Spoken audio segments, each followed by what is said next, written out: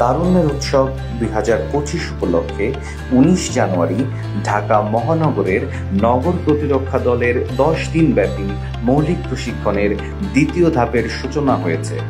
এর শুভ উদ্বোধন করেন অন্তর্বর্তীকালীন সরকারের গৃহায়ন ও গণপূর্ত মন্ত্রণালয় এবং শিল্প মন্ত্রণালয়ের মাননীয় উপদেষ্টা জনাব আদিলুর রহমান খান।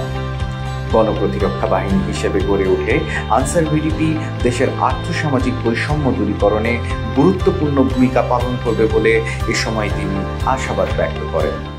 বাহিনীটাকে বদলায় দিতে হবে যেন এটা নতুন ভাবে রিঅর্গানাইজড হয়। বাংলাদেশের প্রতিটা সেক্টরে এই বাহিনীর সদস্যরা শুধু গণপ্রতিরক্ষা বলতে কিন্তু সীমান্ত প্রতিরক্ষা বোঝায় না। নাগরিকদের প্রতিরক্ষা, নাগরিকদের এগিয়ে নিয়ে যাওয়া, তাদের সমস্ত কার্যক্রমগুলিকে সংগঠিত করা এবং বাংলাদেশকে গড়ে তোলা।